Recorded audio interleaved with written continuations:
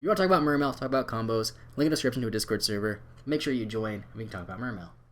So laid out in front of me here, I have what I would consider to be the absolute bare minimum of what you would need to run in pretty much any going first variant of Mermail. The only exception really being the Abyss Scale of Mizuchi over here. This could be Abyss here, you don't have to play this at all. But if you look at this is pretty much the absolute bare minimum of what I would consider. Now this is only 23 cards, you could say 22 if you don't consider the Abyss Scale being essential for a going first variant at all. But basically what I'm trying to say is you have at least 17 other cards to work with to fill out the rest of your deck and figure out how you want to play your Mermail deck. Going forward, post-Eternity Code, we have a lot of different extra deck options, and I feel like those extra deck options are really important when it comes to filling out the main deck. So in this video, I want to talk about some of those extra deck options going forward with Mermail that I think will change the main deck a lot, because Mermail in the future isn't going to be as cookie cutter as it has been in the past. For example, 2 years ago, pretty much every single deck ran Firewall Gumblar loops. Going over the past 6 months was either a pure going second variant or a pretty similar going first put up negates variant. Now we have a lot of extra stuff. Before we head on to the extra deck stuff, I do want to mention that some of these cards, or some of these extra deck cards should say, they do all involve these cards right here, most notably this top row. However, these cards might also come up, although these are all pretty generic stuff. For example, we have extenders over here. It doesn't really matter which one you play, just which one you prefer. We have the Frog package, which seems to be pretty standard in most Mermail builds, but you don't really need to play it. I personally do. Then we have things like Moray of Greed, Monster Reborn, Abyss Pike, other support cards, and of course the Deep Sea stuff, which might come up throughout this video, although I don't think it really does. But it is something worth considering playing for sure, because there are some pretty cool cards, mainly these two over here. So starting off with what I would consider to be mostly the staple extra deck cards, we have the Mermail Abyssal Lycia. You can also argue this could be Starboy. We have Coral Anemone, and those are pretty much the only two cards that I feel like are pretty much mandatory in every going first build you play. These cards aren't as mandatory, but they're cards you see in pretty much every deck, being Mermail Abyss Gaios, Abyss Dweller, Bahamut Shark, and Totally Awesome. And of course the final and probably the most important one for these combos and these tutorials, and these other choices I'm going to show you is going to be Christian Halki Firebacks. This comes up in just about every single extra deck play I'm going to show you in this video. Every single package, if you want to call it that, involves this card in some way, shape, or form. Not so much these cards, although they're all pretty much the standard cards you see in most Mermail decks. We'll be focusing on Halki Firebacks for most of this video. So the first set of cards I want to talk about would be what I would, call the Mega Phantom Beast Auradon package. I hate using the word package, but I feel like it's the most fitting words to use here, which consists of course, the Halki Firebacks, the Mega Phantom Beast Auradon, Herald of the Arclight, as well as Borreload Savage Dragon. This could technically be any level 8, although I feel like this is probably the best generic one. And then for main deck cards, and please excuse the proxies, my printer kind of messed up. Some of them are too small, some are too big. But you need to play at least one O-Lion, at least one Jet Synchron, and then for some optional cards, you could technically play Cerivus, which is a pretty okay hand trap, because if you tribute the Herald of the Arclight for its effect, which is an Omni Negate, you can search for a Ritual monster, and this one basically prevents targeting on your monsters, which is kind of cool. It is kind of a brick, I wouldn't really recommend playing it, but it is definitely an option. And then of course another optional target would be Mecha Phantom Beast Dracosack, because you can easily make Mecha Phantom Beast, you could easily use Dracosack to make Auradon, because Auradon requires 2+ machines. This is a rank 7 Exceed, so it's actually pretty easy to make. So I'm going to show you a pretty cool one card combo that utilizes all of these cards. For all these extra deck options, by the way, I'm not going to show you every single possible option. I'm sure you guys will be able to figure it out, but I want to show you the most basic one, so at least if you guys are new to these cards, you can at least figure something out. So we're going to normal summon our copy of Deep Sea Diva. We're going to use her effect, of course, to special summon a copy of Neptibus from our deck. We're going to use the effect of Neptibus, we're going to send Dragoons, we're going to add Dragoons, and then here we can actually do a few things. You don't have to add the Deep Sea Minstrel, but in this particular situation it's actually pretty nice if you do add the Deep Sea Minstrel, because it allows you to snipe potential Nibiru or anything like that. Of course they have Ashwalls, and they probably would have used it on Deep Sea Diva, but if they didn't, you can punish them by using it here. So you're going to want to use Minstrel's effect, discarding Dragoons. Dragoon's effect is also going to trigger here, which is pretty nice. You can get a search. And we'll get ourselves Moonland Glacia, because we're going to link these two monsters here, a tuner and a non-tuner, into Christian Halki Firebacks, which will give us 5 waters for the Moonland. But first we're going to use Halki Firebacks' effect, and we're going to actually summon the Jet Synchron first, not the O-Line. You could summon O-Line in some other play trees, but for this one it's better summon Jet Synchron. Then we're going to special summon the Phantom Beast, the Moonland Glacia. Now this combo does technically require a second card. It's technically a 2-card combo, because we need literally any card in our deck to send to the graveyard for Jet Synchron's effect. But that really shouldn't be too much of an issue. So Jet Synchron thankfully is a machine, so is Christian Halki Firebacks, so we can easily link these two into a copy of our Mecha Phantom Beast Auradon. Now this has a really cool effect. So on summon, it's going to give us 3 tokens, which, any token generation type card is actually pretty insane. It's pretty busted to search summon 3 tokens. The restriction being we are actually locked into not being able to link summon, which is a bit unfortunate. Now, Mecha Fanabe's Auradon has another effect actually where we can tribute it.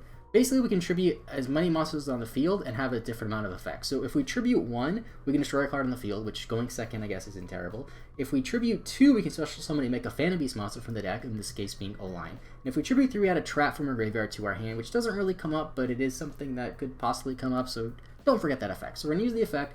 We're going to tribute itself because we want the tokens for the levels. These tokens are level 3, by the way. And we're going to tribute one of the tokens. I'll just leave these 2 green cards so you know these are the level 3 tokens from the Auradon. And we're going to summon out our Mecha Fanabe's O-Lion from our deck. So since these are the Auradon tokens for level 3 and this is a level 2 tuner, we can get rid of the 2 tokens for 6 and then 7, 8, which is going to summon ourselves a copy of Borreload Savage Dragon. We can use Savage Dragon's effect, and we can equip the Auradon or the Halgi Firebacks. Obviously, Auradon will be a little bit better. So we're going to equip that here, and we're going to have 1 negate on our opponent's turn. Total of 3 negates because it is a link 3, of course. We'll just put the 3 counter so you guys can know. Also gains 1050 attacks, so Borreload Savage Dragon is pretty big. This will trigger O-Lion's effect, so sent to the graveyard. We can special summon a level 3 token, so this will be a level 3 token. This is where the other card in our hand comes into play. We can discard this card, bring back the Jet Synchron, which will get banished once it leaves the field, of course, and then we can synchro this and the level 3 token, which was summoned off of our O-Line, into a copy of Herald of the Arclight. Herald of the Arclight is a really cool card. It has an effect similar to Master Hero Darklaw, where any card sent from the hand or deck to the graveyard is banished instead, including yourself, so do be careful you summon this early in your combo. And it's an Omni Negate. You can tribute it, negate anything, and if you decide to play the Saravis, you could add that. I personally don't like playing that card, although testing this combo out a little bit is actually pretty nice. And also, there's a lot of ways you can extend with this combo, because if you have any other card in your hand, like some extenders, you can actually, instead of getting Lapis Dragon, you can actually, instead of getting Moonlit Glaze, you can get Lapis Dragon and do some other synchro play, which is kind of cool. Now, to give you guys some of the pros, I think, of this particular set of cards, the pros being, it's pretty much just a 1-card combo. There's also cases with this deck where you could do similar things, just Neptibus plus an extender. There's a lot of easy ways to get to this, all of them relying on Diva or Neptibus. You also get out Herald of the Arclight, which I think is a little bit of an underrated card because it does, not only is it an Omnigate, but it has that Floodgate effect. Sure, they can just summon something and attack over because you only have 1000 defense, but then they waste their main phase and they waste their battle phase, meaning in order to kill you, they have to wait at least another turn. Another issue with this combo is that there can be a little bit of bricky cards you have to play. You play the Jet Synchron, which I guess is technically a brick, but you can't really fault this card because this is just a Needle Fiber target, and Needle Fiber is so good that playing this 1 brick is fine. Worst case scenario, this is, I guess, an easy way to get to Appaloosa if you play Link Rebo, which is fine. And then you also have to play at least 1 O-Lion. The problem with O-Lion, though, is if you draw it, you cannot summon off Auradon, so you might be inclined to play 2 of it, which just adds another brick. And of course, you have another brick card in this card, Saravis the Ascended, if you play this, which does literally nothing if it's in your hand, outside of being kind of a rather niche hand trap. Of course, it's way better if you search it, but if you do draw it, it's really not that great. And that's really my biggest issue with this set of cards, is I do think it's extremely powerful. I do think it's something you will definitely see people playing. This is something I've seen actually in the OCG from a while ago, thanks to this card being released in the OCG a while ago. But the bricks and the amount of other extra deck cards you have to play in order to make this better, like the Auradon and the Savage Dragon, although you could easily play Savage Dragon in other combos and other sets of your extra deck, I don't particularly like this one too much. Will I personally end up playing it? Probably not, but don't be too surprised if you see this in my deck profile going forward. I will also leave links in the description to people that inspired these combos, if there are combos that I didn't come up with myself. I do apologize for forgetting the name of the individual who came up with this combo, but it is from a video I saw on Agent Eye White Dragon's channel. Wasn't a huge fan of the deck list, but some of the combos they were able to do is actually pretty interesting, and definitely worth considering if you're a Mermail player going forward, as I'm sure there's going to be a lot more newer Mermail players who don't really know what's going on, because they want to pick up the deck because there's a lot of cool cards, and I really don't blame you because this is one of the most fun decks I've ever played in Yu-Gi-Oh!, and I've been playing Yu-Gi-Oh! For a very long time. So next up, this is actually more of a main deck commitment, but I do think it is worth talking about because it does change up your extra deck kind of a lot. So we're going to talk about the GenX Undine engine. So that's going to consist of at least 3 GenX Undine. I don't really recommend playing less than 3. 1 controller, you could play 2 if you really wanted to. People did that back in the day in like 2012, 2013 Mermail. I don't personally think it's worth it. The Crystron Rosenix, which is technically optional, I guess you could say, but the thing is if you don't play Rosenix, then you can't play this next card, being Link Spider, and I feel like Link Spider is really what makes this a lot better, and actually really, really strong. Last optional card would be Herald of the Arclight, because Herald of the Arclight is actually pretty easy to summon in this deck. because you have, or this version I should say, if you play these cards, because you can summon GenX Undine, and then off of Halki Firebrax you can summon out your Jet Synchron, synchro with this, and if you have other extenders you make bigger plays. Really powerful card. So to show a really basic one card combo, this one card combo isn't as explosive as the Mecha Phantom Beast one, doesn't get you as farther. This combo is really a lot more reliant on having extenders. So what you want to do, you're going to normal summon your GenX Undine, you're going to use her effect, you're going to send Christian Rosix from your deck to the graveyard to add your copy of GenX Controller from deck to hand. Christian Rosix has an effect where you can banish it and special summon a token, which is really nice because tokens of course can be linked straight into a copy of Link Spider. So we're going to use Link Spider's effect to summon GenX Controller, which is also a tuner, or summon to the zone, and then we can link these two and go into our copy of Christian Halki Firebrax, the main combo piece of this video. Use Halki Firebrax's effect and pretty much summon whatever your tuner of choice is. I guess I kind of forgot to include that when I was showing the cards you have to play, but I guess it was kind of assumed since everything involves Halki Firebrax. In this case, we'll just use Jet Synchron, and now from here you have a couple of options. You can go straight into an Appaloosa if you really want to, or you could just Synchron to Herald of the Arc Light. Now, of course, this is just a simple one-card thing. It's not the strongest thing. This is definitely more reliant on having extenders, having things like Teus in your hand, which I would say is one of the cons, as I kind of skip ahead and head towards the cons before the pros. The next con being you got to play the brick card, the infamous brick card in Mermail, being GenX Controller. Now, I personally do think it is worth playing this one brick. If you draw it, it really does suck because all of your GenX Controllers are just dead. However, it is a brick that is also a combo piece, so to say, kind of like O-Line in the previous things, where you could summon it off of the Link Spider, which I think is really, really strong. And then the last con is another normal summon. Does the deck really need another normal summon? That's really up for debate, depending on what you want in your Mermail deck. I personally don't think it's a bad thing to play GenX Undine, although I am currently not playing it in my current iterations of Mermail builds, though my Mermail builds aren't completed yet. The issue is, yes, it will be 9 normal summons, assuming you play 3 Diva, 3 Noctibus, 3 of this, but the thing with Mermail is there really isn't much you can do without your normal summon, and if you're not drawing Diva or Noctibus, you really can't do much, so why not add something that's the next best thing at the expense of just one brick card? I do think this little engine has a really high ceiling, and it's definitely worth considering if you're playing Mermail. I most likely will be playing in my personal deck, but it's still really good. So next up we have the hand loop card, so to say, if you want to call it that. Now the beauty of this is it only requires 3 extra deck cards, which really isn't that bad, as these two over here you can actually summon pretty easily. No matter what version of Mermail you're playing, they're not too hard to bring out. This one's a bit more iffy because you have to summon off Halki Firebrax if you decide to leave it on the field. The thing I like about this is it's pretty easy to do. It's a lot of 2-card combos, and you'll be able to get at most 5 cards discarded, leaving your opponent with 1 card to play when they draw for turn, which really isn't bad at all. Now the cons for this, I would say, is it is rather matchup dependent. You typically don't want to do this against decks like Shadal or even maybe Burning Abyss or a lot of those graveyard centric decks. I know zombies are kind of getting a little uptick with the Eldritch and stuff. I'm not really too focused on what they do. I just know that zombies graveyard equals good in most zombie decks.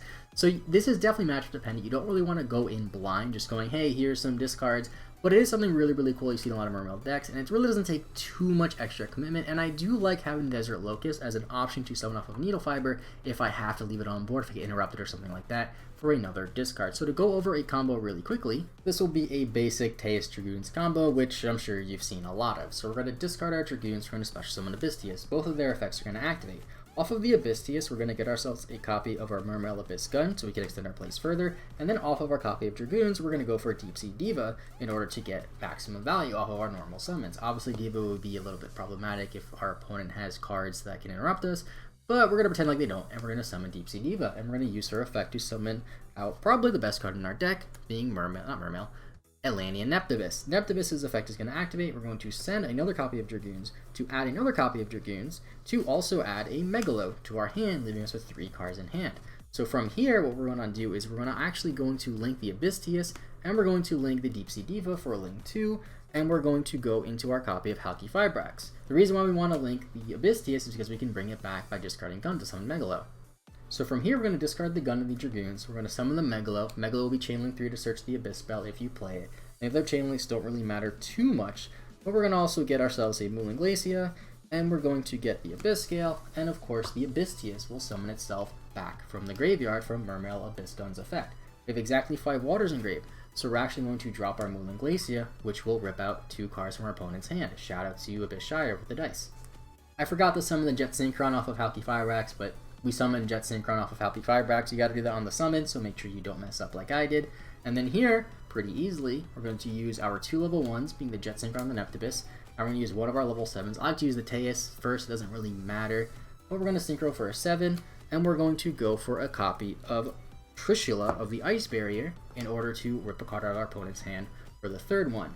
And then this is where the Abyss Scale comes into play. If you have any other card in your hand, you can discard that instead, but to show a simple 2-card combo self-contained with nothing else in it, we're going to discard our Abyss Scale of the Mizuchi, and we're going to bring back our Jet Synchron.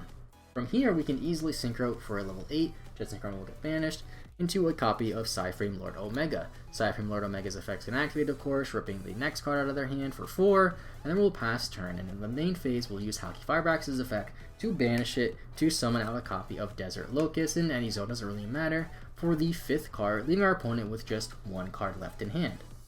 This is actually one of my personal favorite little engines to play in the Mermail decks currently, and it's something that I will most likely be playing in the future, because there's a lot of matchups where making your opponent discard 5 is just an auto win, to be frank, and I just don't think it's really much of a downside, so to say. The cons really don't outweigh the pros, there's just way more pros, and this combo is actually pretty consistent in a Mermail variant.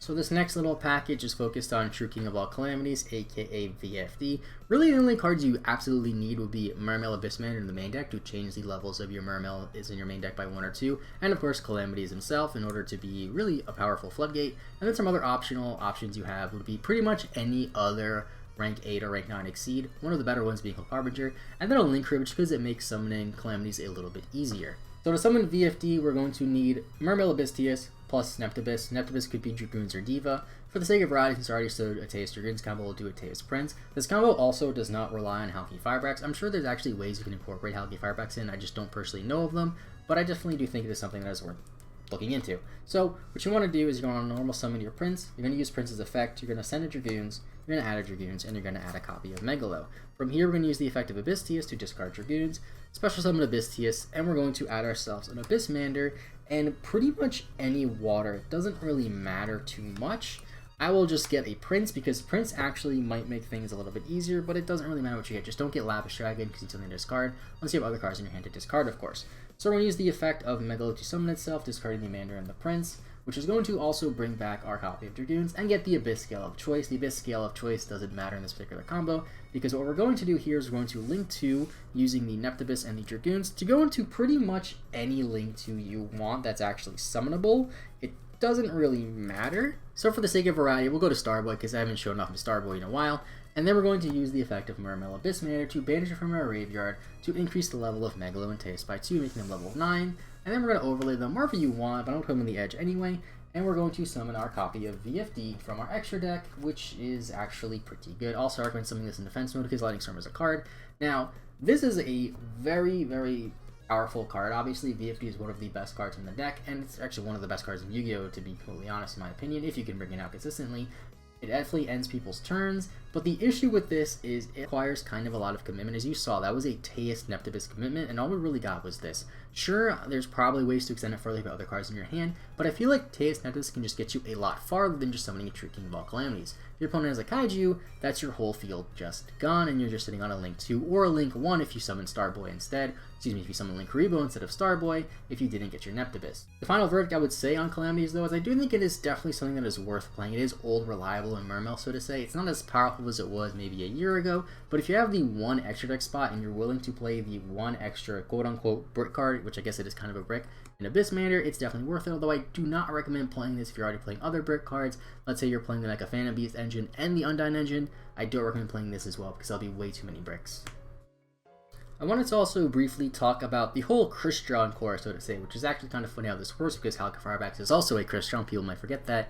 So we can actually play a heavier Crystron lineup, relying on Crystron Halki Firebrax. Now, I'm not going to show specific combos. Basically, the way it works is you leave Needle Fiber on board, you summon your, well, this is by proxy, Crystron Quantrax, which is a level 4 water tuner, with an effect to quick synchro into a card like Quariandrax, which can pop up to 3 cards on your opponent's side of the field, which is pretty strong. Now, the pros for this is you can bring up a lot of interruptions, which aren't exactly negates, which is a bit different, of course. These just pop cards don't actually negate, which leads into one of the problems, or one of the cons, I should say, is these don't exactly negate. Summoning this also requires 2 tuners, I forgot to mention that, so you actually need to have the Halki Firebrax going into this, plus a tuner, plus another monster, because this is a level 10 synchro, meaning this could be a pain to get into. I do think it's a really fun card to play. It's definitely something good. I personally wouldn't play it, although I don't think it is completely unplayable, and it's something I don't think you'll see in a lot of Mermail decks. So if it's a card that fits your playstyle, a card that you think is really fun, and let's say you can't afford some of the other cards because some of the other combos involve Borreload Savage Dragon and Appaloosa, this actually could be a pretty decent alternative, since in a lot of situations, instead of using Halki Firebacks to go into Appaloosa,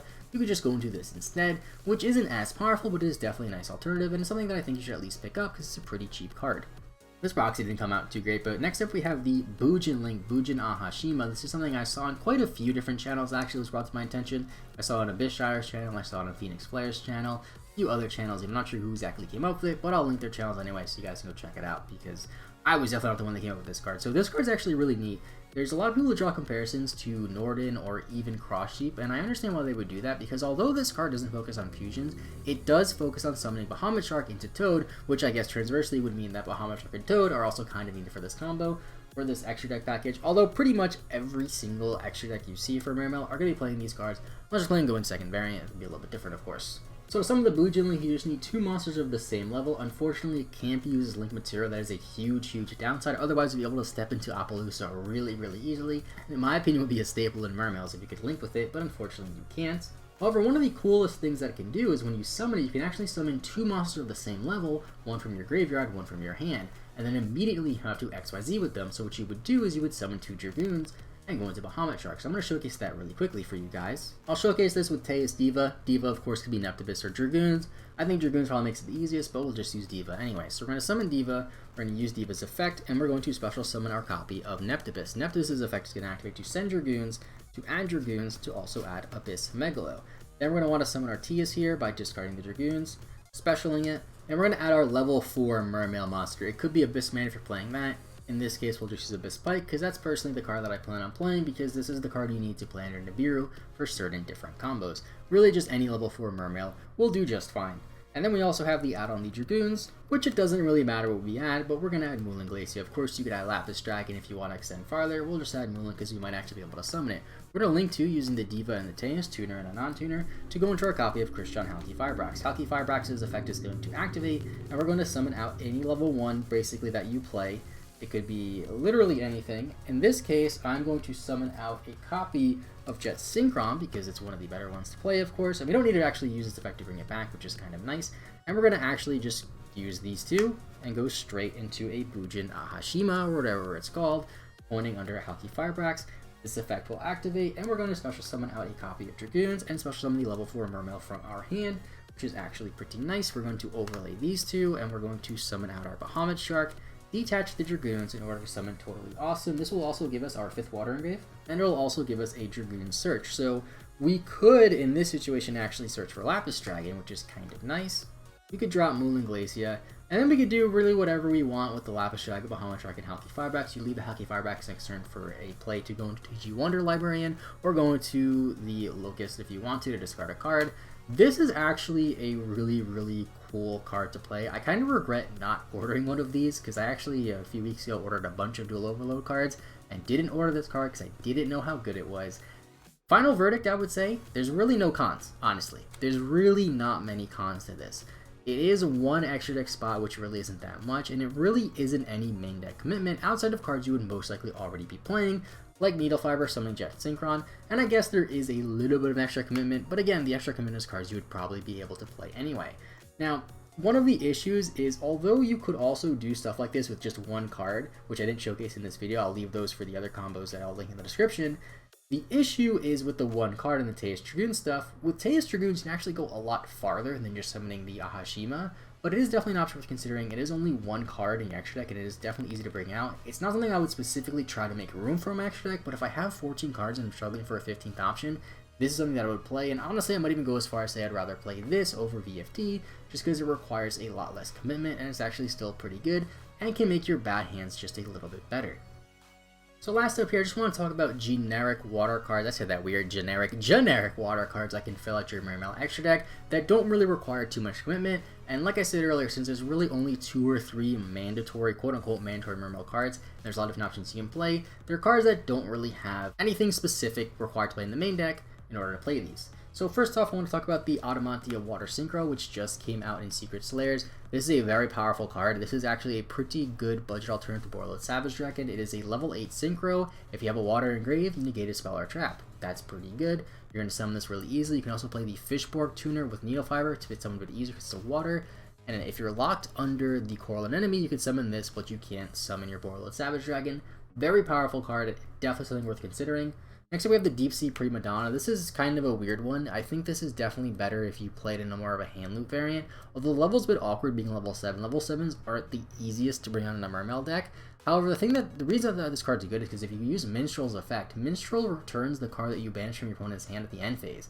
However, with Prima Donna, if it's sent to the graveyard for like a link material or whatever, you can actually return a banished card your opponent has into their deck. So you effectively shuffle a card back into their deck. It requires an extra step.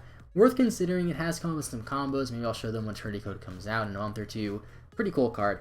Then we have one of my actual favorite cards here, which is actually going to be the Crocosaur. So Crocosaur is a really, really powerful card. It is a level 9 Synchro that is generic, and it doesn't require 2+ non-tuner monsters like Trishula does. You can use Teus and Diva to summon it. When you summon it, you draw 1 card for every non-tuner you summoned for this card, so at least 1 card. And during your opponent's turn, you discard 2 cards, pop a card they control. If you discard infantry, you pop another card, which is really, really strong because it triggers the Atlanteans. Against 500 attack for each card in your hand. If you're going first, going second, very, very good card. Some other tech cards we have, Red Eyes Flare Metal Dragon, good for time. I mean, I think it's just worth mentioning because some people play it.